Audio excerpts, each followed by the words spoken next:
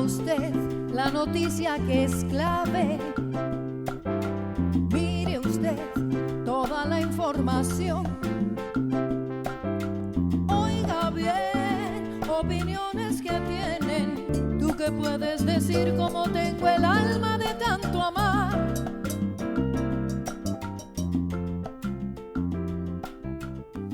Bienvenidos a su programa Claves. En el programa de hoy estaremos con ustedes Magali Vázquez, Felipe Ávila, Ana Lilia Pérez y su servidor Rafael Barajas El Fisgón. Hoy vamos a tocar dos temas. Vamos a tocar en primer lugar el tema del memorándum que mandó Marco Rubio a las embajadas de Estados Unidos el 30 de marzo y para introducirnos al tema tenemos preparada esta cápsula. Recientemente se reveló un memorándum firmado por Marco Rubio el 30 de marzo de 2026, dirigido a todas las redes diplomáticas de Estados Unidos. Este cable, filtrado originalmente por el diario británico The Guardian y replicado por agencias globales, establece las directrices para una campaña de contrapropaganda mundial basada en 5 objetivos estratégicos. 1. Contrarrestar mensajes hostiles, responder directamente a las narrativas que afecten los intereses de Washington. 2. Expandir el acceso a la información, facilitar noticias y análisis independientes para romper monopolios informativos extranjeros. 3. Revelar desinformación externa, denunciar campañas promovidas por gobiernos de Rusia, China e Irán. 4. Reclutar voces locales, captar a influencers, académicos y líderes de opinión para difundir mensajes pro-estadounidenses de manera orgánica, evitando que se perciba como una imposición oficial. 5. Promoción cultural, reforzar una imagen positiva de los valores y la cultura de Estados Unidos en el exterior. El documento destaca por instruir a los diplomáticos a coordinar estas acciones con la Unidad de Operaciones Psicológicas del Pentágono y señala a la plataforma X como una herramienta innovadora para estos fines. Finalmente, el memorándum pone sobre la mesa una solicitud presupuestaria al Congreso de $238 millones para financiar y sostener estas redes de influencia global. Ante la formalización de estas redes de influencia, cabe preguntarnos dónde termina la diplomacia pública y dónde comienza la intervención directa de la vida democrática de las naciones. ¿Es posible hablar de la soberanía informativa cuando el sentido común local está siendo moldeado por una estrategia de seguridad nacional extranjera y financiado por presupuestos militares? Vivimos hoy en día bombardeados por información. Y resulta difícil de repente saber qué informaciones son fundamentales y cuáles no lo son. Pero hay informaciones que son absolutamente claves, que nos dan las claves de lo que ocurre en el planeta hoy en día. Y una de esas informaciones es precisamente la que publicó The Guardian el 30 de marzo de este año. Es una nota que revela que el canciller de los Estados Unidos, Marco Rubio, mandó a todas sus embajadas un memorándum en el que le instruye a sus embajadores de que organicen la narrativa a favor de los Estados Unidos en la guerra de Medio Oriente. El memorándum es muy específico, plantea cosas que son muy concretas, le pide a los embajadores que se organicen y que se pongan en contacto con el Departamento de Operaciones Psicológicas del Pentágono y que organicen a nivel local a grupos para que se coordinen y que organicen la narrativa a favor de los Estados Unidos. Piden que sean locales para que la información se tropicalice, para que suene como que es algo que surge espontáneamente de la sociedad. Y otra cosa muy importante, les pide además que lo hagan a través de la plataforma X, concretamente este apartado que se llama Common Sense. De esta información se desprenden cosas que son muy importantes, que son relevantes. La primera es que estamos en plena guerra cognitiva. Estamos en una guerra de propaganda y de publicidad global. La segunda, que es muy importante, es que esta guerra se maneja militarmente y se maneja a través del Departamento de Operaciones Psicológicas del Pentágono. La tercera, y que es muy importante, es que estas operaciones se hacen con equipos de tarea locales que se contratan a influencers, a periodistas, se contrata a intelectuales y académicos locales para hacer este trabajo. Y la otra cosa que se desprende es que se utiliza a la red X como parte del instrumento central de propaganda. Esto, por supuesto, marca un antes y un después de cómo se hace la guerra de publicidad y la guerra propagandística en el planeta. Pero Estados Unidos ya lleva un rato haciendo este tipo de operativos. ¿No es así, Magali? Así es. Me parece importante señalar varias cosas desde una perspectiva histórica. Por un lado, hay que reconocer que es un cable o un memorándum que se filtra, ¿no? Sí, claro. Y que bueno, ¿no? Sí. Porque al final de cuentas está evidenciando información que es muy importante, como ya lo mencionabas, Rafa, pero que en realidad nos lleva a quitarle un poquito la excepcionalidad a lo que estamos viendo hoy en la prensa, aunque sí también reconociendo sus particularidades en el tiempo que estamos viviendo, ¿no? Solo por mencionar algunos datos, por ejemplo, traer a colación la doctrina Truman, ¿no? De la década de 1950 y su campaña de la verdad, ¿no? Que también se hacía a través de los diplomáticos. Truman decía que los diplomáticos en los países eran los guerreros de la información, ¿no? Así los hacía llamar, y eso me parece importante. No podemos olvidar tampoco a Henry Kissinger, ¿no? Por un lado, un hombre que murió a los 100 años, asesorando a todos los países, a todos los presidentes por los que pasaron por la Casa Blanca hasta el día que murió. Y eso, de alguna manera, también es importante porque él utilizaba canales traseros, ¿no? A través de lógicas diplomáticas, no confiaba en nadie. Entonces era un personaje que estaba como muy atento a las comunicaciones como abiertas, evidentes, de la diplomacia internacional, pero también a través de esos canales traseros que se promovían, de alguna manera que conecta con lo que señala en el comunicado Marco Rubio, para detener declaraciones inflamatorias, ¿no? O de alguna manera para posicionar una postura a favor de Estados Unidos. Y estos aspectos me parece que son importantes, teniendo en cuenta que hoy estamos ante un escenario obviamente distinto a lo que vivíamos en el siglo XX, que son las redes sociales y toda esta cooptación que bien lo señalabas, que se está buscando a través obviamente de una cuestión monetaria, de influencers, de académicos, incluso que se adaptan a las necesidades de la oposición, pensar en México, ¿no? Y cómo de alguna manera esta política de Estados Unidos, que además está pendiente que se le dé el financiamiento a través del Congreso, eso es lo último que dijo la nota de The Guardian, y cómo se promovió en otros medios de comunicación, tiene bastantes implicaciones. ¿Por qué? Porque la realidad, y lo hemos platicado aquí en la mesa de claves, la imagen de Estados Unidos sí está debilitada. Lo último que tuvimos es esta imagen tremenda de IA, en donde Trump aparece como Jesucristo, luego se desdice. Es decir, que es doctor. Exacto, es doctor, pero no parece doctor, ¿verdad? Pero al final de cuentas creo que la imagen de Estados Unidos sí está debilitada, en buena medida por las acciones militares y por el apoyo a Israel, y por el otro por las propias acciones de su presidente. Entonces, sí es importante tener esas coordenadas históricas para poder reconocer la peculiaridad de lo que se está tratando de promover hoy en el mundo, no solo en lo que tiene que ver con lo que está pasando en Irán, en el Líbano, etcétera, en el propio estrecho de Hormuz, sino con la propia imagen de Estados Unidos al interior de su país, pero también hacia afuera. A ver, Felipe, el cable habla... le pide a los embajadores que se contacten con el Departamento de Operaciones Psicológicas del Pentágono. Esto quiere decir que el Pentágono básicamente está llevando la guerra de narrativas a nivel global. ¿Qué implicaciones tiene esto en términos de las intervenciones de Estados Unidos y demás? Yo creo que están brutales. Yo creo que una cosa que convendría subrayar es que no podemos dejar que esto se normalice, porque estamos en un mundo en donde vemos una atrocidad tras otra. No acabamos de sorprendernos por el genocidio en Palestina, en Gaza, cuando ocurre el apresamiento, la deposición del presidente Maduro en Venezuela, el bloqueo a Cuba y ahora la invasión militar de Israel y de Estados Unidos a Irán. Y al Líbano. Y al Líbano también lo están destruyendo, Israel sobre todo, ¿no?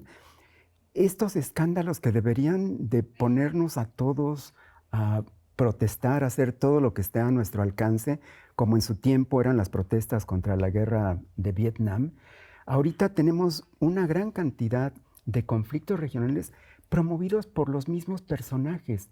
Son estos personajes los que están desestabilizando al mundo. Y en esta filtración que agarró The Guardian y que lo hizo público y se comenzó a masificar, de verdad que es increíble que tengan un departamento especial de operaciones psicológicas de guerra dentro del Pentágono que está funcionando desde hace mucho tiempo, que opera en la penumbra y que ahora con esto pues ya nos pone en alerta para estar mucho más al pendiente de lo que están haciendo, ¿no? Y bueno, lo que me gustaría subrayar es cómo esto que ahorita es público y que nos escandaliza, lo vienen haciendo con otros métodos, con otras estrategias, desde que son prácticamente una nación en expansión a principios del siglo XIX. Y remontándonos a época más reciente, esto fue lo que hicieron para deponer en 1954 a Jacobo Arbenz en Guatemala. En Guatemala. Inventaron el fantasma del comunismo. No era un gobierno comunista, no se estaba convirtiendo en un país comunista en la frontera sur de México. No era cierto que la nacionalización agraria que estaba promoviendo fuera a afectar los intereses de la United Fruit Company, que fue, en realidad ese golpe lo hizo la United Fruit junto con la CIA y con el apoyo militar y con algunos gobiernos títeres de la región. Bueno, construyeron un monstruo, un Frankenstein, una amenaza que era irreal. Y esto es una técnica que han venido utilizando vez tras vez. Lo hicieron en 73 para deponer al gobierno democrático de Salvador Allende, que había ganado por las urnas un proyecto socialista. Lo han venido haciendo en todas las dictaduras militares de los 70s en Sudamérica. Lo hicieron en Afganistán, en Granada, en Haití. Con Hugo Chávez intentaron deponerlo en el 2002 también. Depusieron a Zelaya en Honduras en el 9. Acabaron con el régimen de Muammar Gaddafi en el 2011. Influyeron decisivamente para que saliera Evo Morales en 2019. Y ahorita tienen una campaña abierta, no solamente militar, sino también, como bien lo señalas, es una guerra cognitiva, porque ahorita este es el mundo. Cuando necesitaban de las cañoneras, las emplearon. Cuando necesitaban invadir territorialmente para deponer a gobiernos democráticos que veían ellos como una amenaza a sus intereses, lo hicieron. Cuando tuvieron que construir realidades alternas para legitimar intervenciones y golpes militares, lo hicieron. Y hacen una campaña permanente de desestabilización.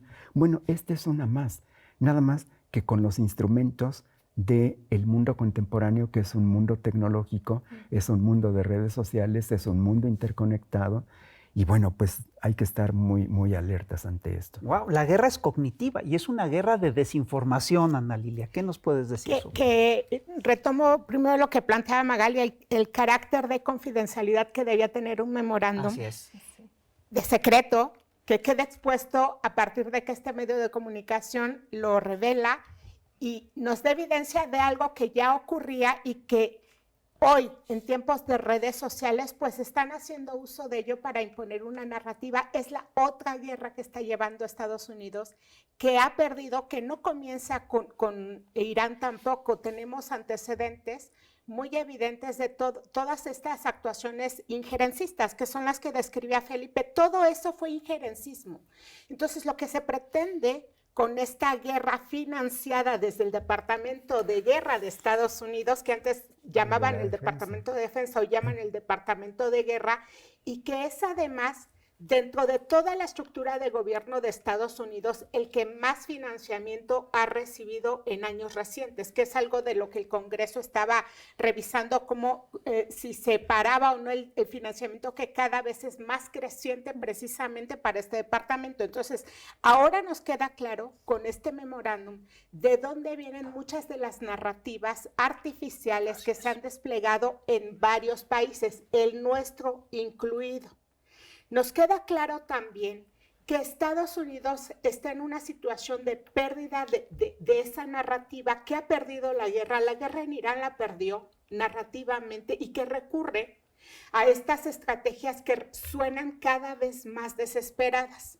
Pero eso lo vuelve también cada vez más riesgoso, porque la intención entonces es que se normalice el que van por el mundo atropellando derechos en actos injerencistas sobre gobiernos democráticamente electos, pero además está planteándonos ya la ruta que se está siguiendo frente a gobiernos que les resultan incómodos para esas actuaciones injerencistas.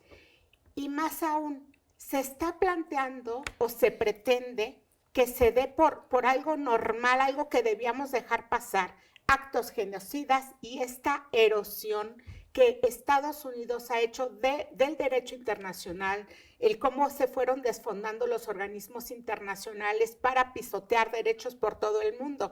Lo vemos ahora con este doble bloqueo al Estrecho de Hormuz, que está generando doble bloqueo porque es el que había puesto Irán y es el que Estados Unidos también llega a imponer un doble bloqueo que ahora mismo lo que está generando, ya se prevé desde la FAO, hambrunas para millones de personas, porque no solo se está bloqueando un paso estratégico para el mercado de combustibles, el 20% de combustibles que transitan por ahí, sino además está encareciendo los alimentos. Entonces, lo que se pretende con estas guerras artificiales financiadas desde el Departamento de Guerra es que demos por normal todo eso. Lo riesgoso es este mundo de desinformación que están posicionando principalmente influencers cooptados por Estados Unidos. Es una guerra de desinformación. Es decir, y lo primero que tenemos que hacer consciente es que eso es parte de una estrategia de guerra. Ahora, esta guerra tiene un problema, desde mi punto de vista. Es una guerra que se funda con mucha frecuencia en mentiras. Y el problema es que estas mentiras se caen con mucha rapidez. Entonces lo que hacen es que arman narrativas con una velocidad extraordinaria, se les caen con una velocidad extraordinaria, pero arman otra narrativa de manera inmediata. Ahora, lo que es muy interesante, creo yo, es cómo la están armando ahorita. Esto forma parte claramente de lo que fueron, de lo que son las estrategias de guerra irregular que se establecieron en tiempos de Obama. En tiempos de Obama se establece la doctrina de guerra irregular y Estados Unidos al cabo de un ratito estaba en guerra en más de 100 países con estrategias de guerra irregular. Parte de las claves de esa estrategia de guerra irregular son precisamente las guerras de desinformación de las que habla Ana Lilia. Y llama la atención que hoy, gracias al memorándum, sabemos cómo se hacen estas guerras. Sabemos que lo que hacen es que ellos no tienen un aparato para hacer esta guerra propagandística a nivel global, pero tienen aliados. Tienen gente a la que pueden contratar en cada país y van y las contratan. Y lo que sí es que las contratan la Embajada de Estados Unidos, las organiza el Departamento de Operaciones Psicológicas del Pentágono, ¿sí? ¿Y qué hacen estos señores? Arman las narrativas que quiere hacer Estados Unidos. Son equipos de tarea, funcionan como fuerza de tarea. Entonces, y ojo, su principal vehículo es claramente Internet, es claramente las redes sociales y su principal vehículo es Twitter y X. La próxima vez, y esta es la clave que le queremos dar a nuestros lectores, la próxima vez que ustedes reciban tweets o spots maravillosos hablando bien de lo bien que lo está haciendo Donald Trump, desconfíen. Muy probablemente estén ante agentes, ante mercenarios de la información que están operando para el Pentágono, para el Departamento de Operaciones. ¿Cómo ves, Magali? Sí, ya estamos sobre el cierre, voy a ser muy breve para que todos podamos decir algo, pero me parece muy interesante y muy importante esto que dices, Fis, del cómo arman narrativas, aunque se le caiga una, viene otra. Solo por poner un ejemplo, ¿no? El debate que tuvieron en redes sociales el Papa León XIV y el propio Donald Trump. Es que es muy interesante porque creo que en los medios no se ha como conjuntado las dos cosas que pasaron. La una es que baja la imagen de IA en donde él aparece como Jesucristo, luego da la justificación Donald Trump de que es un médico, que ayuda, pero al final Se le cayó porque bajó la imagen. Esa es una. La otra viene después, pide a McDonald's, perdón si hago un comercial, eso no es la idea, pero va a una repartidora de este lugar al que le encanta comer y lo que hacen es tratar de armar una narrativa en donde Donald Trump, y eso pasó en automático, claro. En donde Donald Trump de alguna manera está diciendo, miren los beneficios y las ventajas de haberle quitado impuestos a las propinas. Y entonces luego sale esta mujer que ya se descubrió que es miembro de MAGA, ¿no? Diciendo, no, y a mí me ha ido súper bien y junté tanto dinero para apoyar a mi esposo. Es decir, es de nuevo una construcción de una narrativa que literalmente muy pocos creyeron. Pero lo que quiero decir es, ahí está la estrategia. Es decir, claro, viene una narrativa, no funciona porque además son torpes, creo que eso también hay que tenerlo en cuenta, y luego viene otra. Y entonces a eso nos tiene acostumbrados Donald Trump. Y eso es como que creo que un elemento muy interesante para también conectarlo con lo que está buscando hacer Marco Rubio. ¿Por qué? Porque les está haciendo aguas Donald Trump. Esa es la realidad. Bueno, me gustaría decir dos cosas también brevemente. Por un lado, cuando se desclasificaron muchos documentos del Departamento de Estado y de la CIA, nos enteramos de algo que ya se sospechaba, pero que no teníamos la evidencia. Que presidentes de México, como Gustavo Díaz Ordaz y como Luis Echeverría Álvarez, eran agentes de la CIA, estaban al servicio del gobierno de Estados Unidos. Y hay que recordar que pues, han sido los dos presidentes más represivos en la segunda mitad del siglo XX, por lo menos, ¿no? Entonces, ese es el tipo de personajes a los que recurren desde el jefe de Estado hasta estos mercenarios de los medios que a cambio de viajes, porque Trump cuando era aspirante le pagaba viajes a los líderes de opinión para llevarlos a sus resorts con todos los gastos pagados de toda su familia. Así es como corrompe a los periodistas, a los que son líderes de opinión, a los que les interesa tenerlos de su lado, ¿no? Y terminaría diciendo que en este ahora famoso memorándum de Marco Rubio, los enemigos son Rusia, sobre todo, pero también China e Irán. Y hay 30 países que son prioritarios de terreno de lucha ideológica y cognitiva, y uno de esos es México. Ana Lilia, breve. La campaña que ha ordenado Marco Rubio en este memorándum comenzó en México desde hace ya mucho tiempo y hay que estar alerta, y yo retomo esta advertencia, esta sugerencia a nuestra audiencia. La próxima vez que vea un contenido en estas redes sociales, sobre todo en esta red social que es por la que se está pagando esta campaña, verifica la información, porque quizá detrás de ese contenido hay una intención diseñada desde el Departamento de Guerra de Estados Unidos. Pues sí, Ana Lilia, nos bombardean con desinformación. La desinformación es parte de la guerra cognitiva, es parte de las guerras híbridas, de las guerras de cuarta generación a las que estamos enfrentando. Y bueno, el memorándum es tan importante que hasta le hicimos un editorial en clave musical. Escúchenlo, por favor.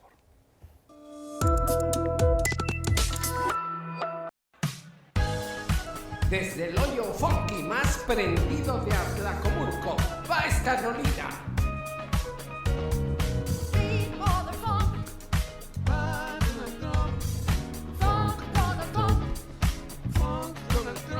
Ha mandado Marco Rubio a embajadas memorandos que nos usa en un diluvio. Por favor, manden comando. Contraten mil influencers y también intelectuales para hacer operaciones con las fuerzas especiales. Vamos a juntar la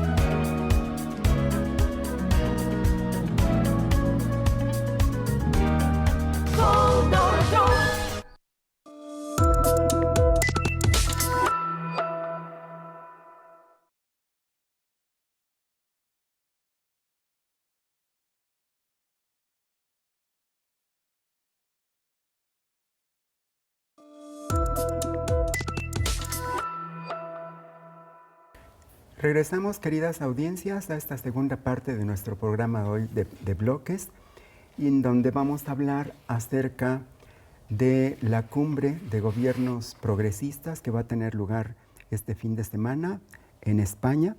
Pero antes de comenzar nuestra discusión, les invitamos a que vean esta cápsula. La presidenta Claudia Sheinbaum viajará a Barcelona, España, para participar en la cumbre Global Progressive Mobilization, Movilización Progresista Global. Esta representa su primera visita oficial a España desde que asumió el cargo y se desarrolla en un marco que busca fortalecer la unidad entre los liderazgos de izquierda en el ámbito internacional. De acuerdo con el sitio oficial del encuentro, la Global Progressive Mobilization se posiciona como una alternativa frente a las fuerzas conservadoras.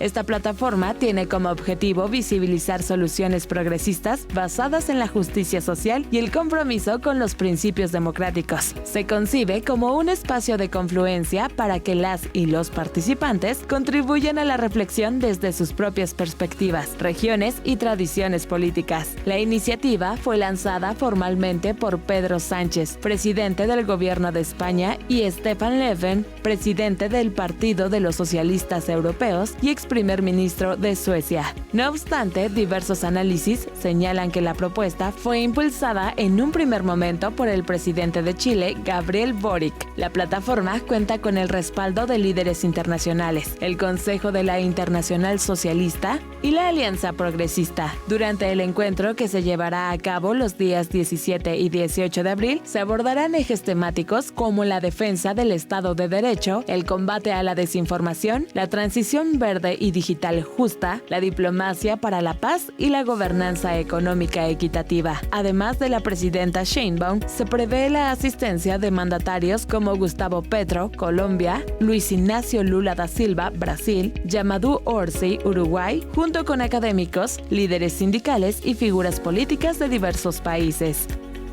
Estamos de regreso, amigas y amigos, y continuamos con nuestra discusión. Como les decíamos, este fin de semana se va a llevar a cabo una cumbre de gobiernos progresistas en Barcelona, España, a la que van a asistir 8 jefes de gobierno, 2 vicepresidentes, distintos líderes importantes en los respectivos gobiernos que decidieron participar, y nuestra presidenta va a tener una participación muy destacada.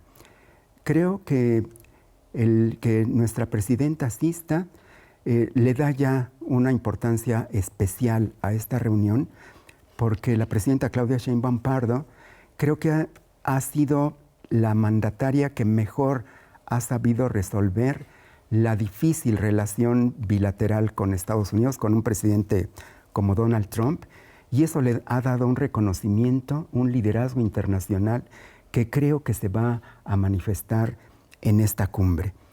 Esta cumbre es además muy relevante, Rafael, porque la derecha está organizada a nivel mundial y la izquierda no lo está en ese mismo nivel. Creo que es un foro muy especial que abre una oportunidad para que se discuta una agenda progresista, para que se saquen tareas concretas de coordinación, de cooperación, posturas muy claras ante un mundo convulso que está en guerra y que los organismos internacionales no están sabiendo jugar el papel que deberían. Por eso me parece que esta iniciativa es muy relevante. ¿Qué podemos esperar de esta cumbre, Rafael? Hay quien dice que esta cumbre lo que corre el riesgo de polarizar las posturas en el planeta. No, perdón, el planeta está polarizado. Y está polarizado, entre otras cosas, porque la derecha lo ha polarizado y la derecha lleva rato organizándose y radicalizando hacia la ultraderecha toda una serie de proyectos de planeta incluso. La derecha incluso tiene estanques de pensamiento que se organizan a nivel global. Entre otras cosas está ahí el famosísimo Atlas Network, y la derecha impulsa su agenda a como dé lugar. Y aquí ocurre una cosa muy curiosa, porque la izquierda, que es la que empezó con las organizaciones internacionales, hace rato que las dejó. El Foro de Sao Paulo sí fue un intento importante por organizar todo este tipo de cosas, pero obviamente la derecha lo manejó como si sacó otra vez el fantasmón del comunismo, que era el horror, la barbaridad, tal. No, lo que estamos viendo es una cosa muy importante. El mundo se está reorganizando. Y se está reorganizando, entre otras cosas, porque el modelo neoliberal está en una crisis profunda y porque Washington está en una crisis terminal, está en una crisis profundísima. Y yo sí creo, estoy convencido de que la actual dirección política de Estados Unidos está acelerando esta crisis. Y el mundo se está reorganizando a muchos niveles. Se reorganiza en bloques económicos, pero también se tiene que dar el debate a nivel ideológico. ¿Qué es lo que estamos viendo en realidad? Es una confrontación del imperio con el resto del planeta. Y yo sí estoy convencido de que hay una serie de gobiernos que tienen mucho que ver entre sí, que plantean proyectos que son similares, ¿no?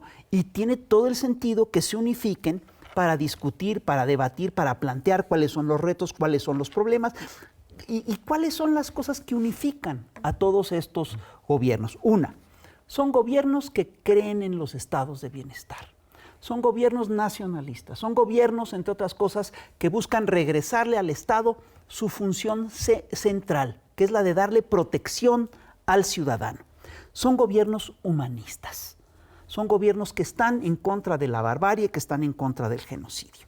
Entonces, a mí me parece que es importantísimo que estos gobiernos planteen los temas que les parecen fundamentales y plantean varios ejes de discusión.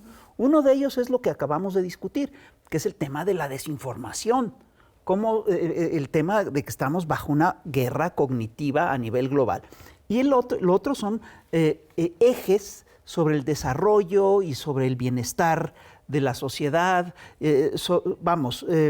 lo que es la posibilidad, aquí se está concretando en este foro de gobiernos, ¿sí? La posibilidad de que otro mundo sí es posible, y que es un mundo más humano, y que es un mundo más generoso y menos destructivo. Sin duda. Otro aspecto importante, Ana Lilia, es que la presidenta ya manifestó que ella va a plantear ahí un fuerte posicionamiento en favor de la paz.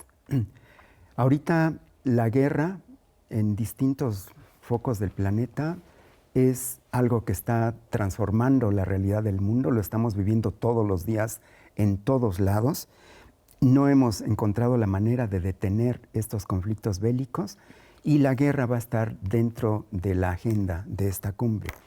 La presidenta ya dijo que ella lo que quiere hacer es un pronunciamiento en favor de la paz y quiere hacer un posicionamiento de la doctrina Carranza, que es la doctrina que ha sido el sustento de la política exterior de México durante todo el siglo XX y en lo que va de que tiene que ver con la defensa de la paz, la solución pacífica de los conflictos, la no intervención, el respeto a la soberanía y a la autodeterminación de los pueblos.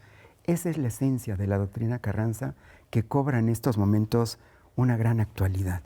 Y creo que es muy contrastante esta discusión y estos participantes con estos planteamientos con lo que vimos hace unas semanas y que también analizamos aquí, que fue la convocatoria al Escudo de las Américas, a la que convocó Donald Trump, con todos los mandatarios que son más afines a él, que los está utilizando para legitimar sus políticas genocidas. Y el contraste entre estas dos reuniones con tan pocas semanas de diferencias creo que es muy significativo. ¿Qué nos puedes decir, Ana Lilia? Esto que planteas, Felipe, dos elementos que son cruciales y que son clave del mensaje que se manda con esta iniciativa, una iniciativa de reunir a presidentes de países progresistas en un momento en el cual Estados Unidos está impulsando esta doctrina de guerra. Eso fue esta reunión del Escudo de las Américas que tuvo lugar en Florida en marzo pasado y que analizamos en este programa como esa reunión de Donald Trump, convocada por Donald Trump con varios de los países de gobiernos de ultraderecha. El mensaje que ellos mandaban era una doctrina de guerra dictada por Estados Unidos, aplicada en países de la región para beneficio de Estados Unidos, la famosa doctrina Monroe, y que conecta directamente con lo que acabamos de analizar sobre el memorándum de Marco Rubio.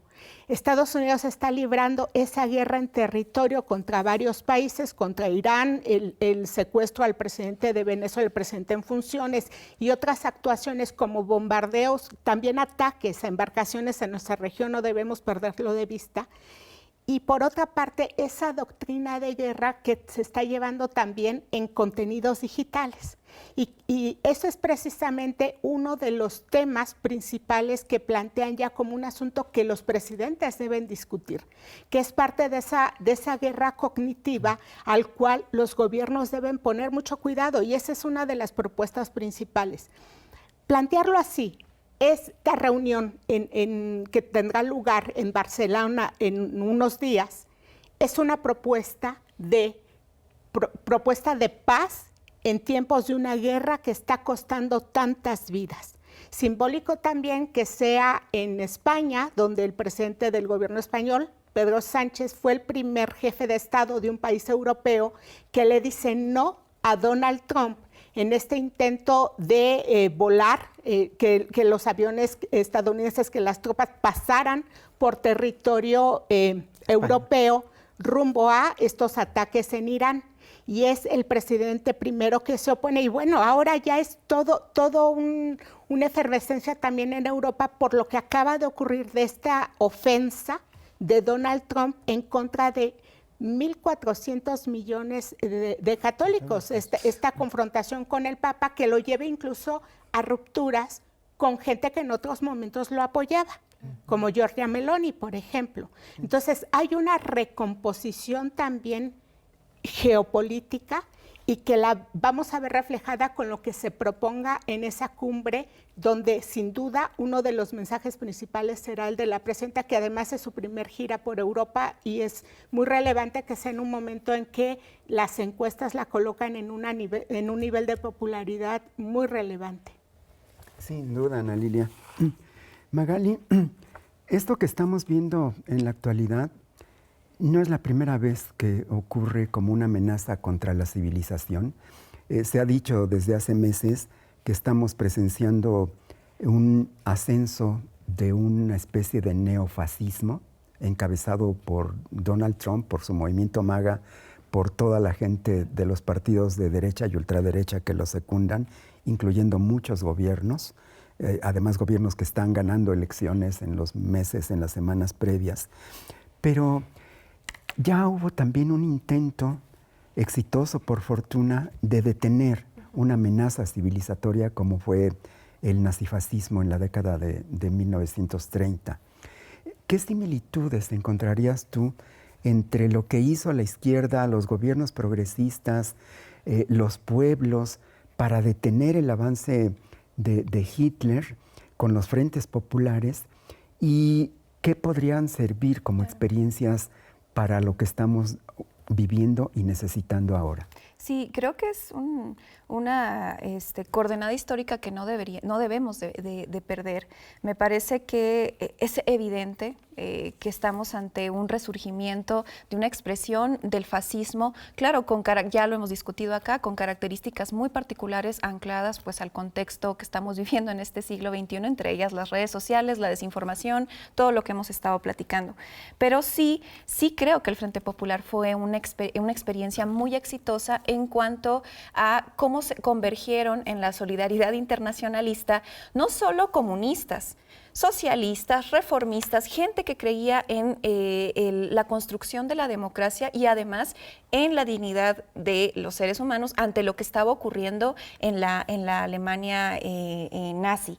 Ahora, me parece también que es un elemento importante señalar acá que creo yo, esa es la lectura que yo hago de este Global Progressive Mobilization, que es como el título oficial, ¿no?, que le ponen a esta cumbre, es que por un lado se reúnen los líderes políticos de izquierda o progresistas, etcétera, convocados por Pedro Sánchez y el ex primer ministro de Suecia, eso también hay que señalarlo, Stefan Löfven, que además es el líder del Partido de los Socialistas Europeos, pero también están sindicalistas, están académicos, activistas políticos de medio ambiente, en fin, hay una confluencia que es muy rica, ¿no? Que en realidad creo que es justamente el espacio donde de alguna manera se van a poner sobre la mesa pues los objetivos, los elementos, las coordenadas que en realidad tendría que construir estos espacios de solidaridad, ¿no? Que vayan más allá de la parte discursiva.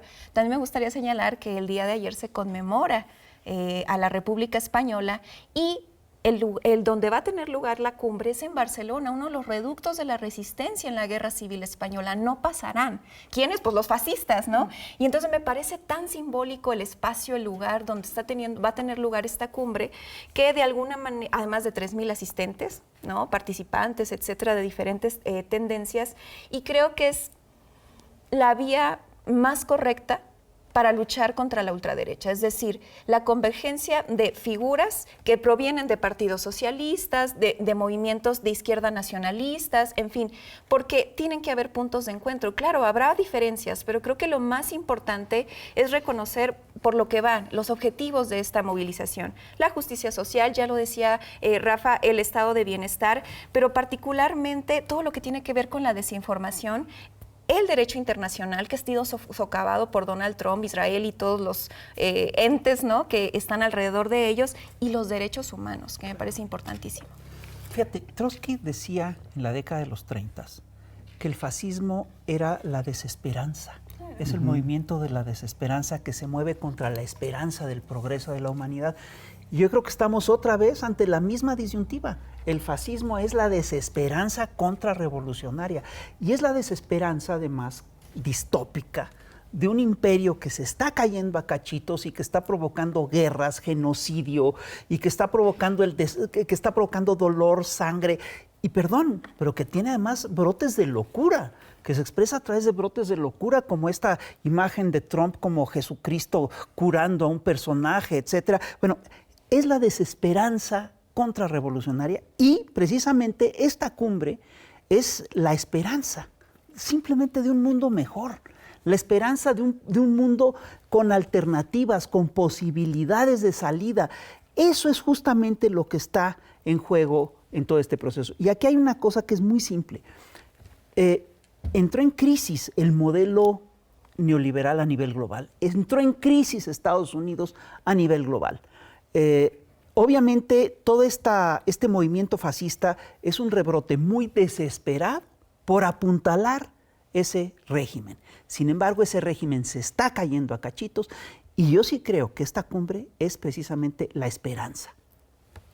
Ana Lilia, la presidenta Claudia Sheinbaum Pardo no solamente tiene un gran liderazgo, legitimidad, aprobación en nuestro país, también es ya una lideresa a nivel internacional por la habilidad con la que ha manejado los gravísimos conflictos a los que se ha enfrentado, por la forma en que ha sabido hacer frente a una amenaza de un gobierno tan agresivo como el de Donald Trump, que tiene en México a uno de sus objetivos centrales, y porque esto le ha dado un enorme reconocimiento internacional. ¿Crees tú que nuestra presidenta debería de asumir una especie de liderazgo regional, que su voz fuera escuchada, seguida, que sus propuestas fueran bien recibidas, y que de alguna manera se convirtiera pues en uno de esos liderazgos que tanta falta nos hacen? Porque además hay que ver que Lula está ya en sus últimos meses de gobierno, va a haber elecciones, Petro también. Ha habido un ascenso de los partidos de derecha en las elecciones pasadas, y hace falta un liderazgo a nivel internacional que creo que hay la oportunidad de que se pueda aprovechar. Yo creo que ya se ha convertido en eso en muchos sentidos, porque el modelo mexicano que se está planteando en estos tiempos tan difíciles y de tantos desafíos para nuestro país está teniendo eco y está bajo la lupa de varios otros países que están poniendo atención en todo este mecanismo de administración frente a décadas anteriores de gobiernos neoliberales que generaron tanto quebranto, tanto caos en nuestro país. Y lo vemos con el nivel que ha alcanzado en las encuestas de popularidad, pero también en cómo se le ubica en este ranking a nivel internacional como una de las jefas de Estado más populares, más influyentes. De hecho, ha estado en las listas de las personas, las figuras más influyentes a nivel global. Y además, este mensaje del que hablábamos hace un momento, el mensaje con el que llega a la cumbre, que se plantea desde México, el vecino más cercano que ha sufrido durante tanto tiempo este embate desde Estados Unidos, pues es de celebrarse el que se plantee este mensaje, que es al mismo tiempo un mensaje de resistencia y de llamado a la solidaridad internacional. Porque el bloqueo, las amenazas que comenzó Donald Trump, por ejemplo, en sus campañas contra México, pues a estas alturas las ha hecho extensivas contra todo el mundo. Entonces, nuevamente, esta cumbre, que además es una de las reuniones de gobiernos de izquierda, pues que más esperaban después de muchos años en que no se había presentado, y que es en una circunstancia especialmente complicada para las izquierdas a nivel mundial, pero especialmente complicada para la humanidad en su conjunto. Entonces, el mensaje de paz seguramente va a tener mucho eco a nivel global y seguramente va a llevar a otras alianzas también a nivel global que esperamos de estos gobiernos que tienen en común pues el querer sacar adelante a sus países con proyectos humanistas y tratar de librar en buenos términos esta presión que tienen desde Estados Unidos. Sin duda. Y además creo que también esta cumbre ofrece otra oportunidad porque creo que está abierta la posibilidad de que se vayan restableciendo, normalizando las importantísimas relaciones económicas, culturales, políticas, de amistad, de cooperación, de empatía entre México y España, ¿no? Ha habido señales de acercamiento. España fue la invitada especial en 2024 a la Feria del Libro de Guadalajara. Se le otorgó el premio Princesa de Asturias al Museo Nacional de Antropología. Tanto el rey Felipe VI como el canciller también ya han comenzado a reconocer la brutalidad de la conquista y la colonia. Y la presidenta también esto lo ha visto como un gesto de buena voluntad. ¿Creen ustedes que es una oportunidad para avanzar más en el restablecimiento de las relaciones? Pues la presidenta ha sido muy clara, las relaciones no se han roto, ¿eh? O sea, sí, creo que ese es un elemento importante a destacar porque justamente pues ha habido comunicación, inversión, en fin, pero sí creo que en la parte como de la narrativa y de la construcción de la memoria de las dos sociedades, la española y la mexicana, es una oportunidad, ¿no? Para reconocer desde los dos ámbitos estas historias, para nosotros que son dolorosas, ¿no? Y allá pues se ve desde una mirada muy colonial y que tendrá que irse reconfigurando a través de estos encuentros, de estos acercamientos entre sus mandatarios, ¿no? Yo creo que es una oportunidad muy interesante y además a Pedro Sánchez creo que le conviene. Yo nada más terminaría con una cosa. Claro. Yo creo que otro mundo es posible, pero además ahorita es indispensable. Y recuperar la esperanza. Y hay que recuperar la esperanza. Por la humanidad en su conjunto. Así es. Pues llegamos al final de una emisión más de Claves. Queridas audiencias, les invitamos a que nos sigan viendo y estamos aquí la próxima semana.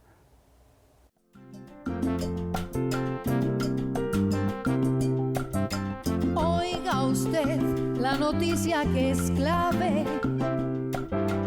Mire usted toda la información. Oiga bien, opiniones que tienen las claves que nos tocan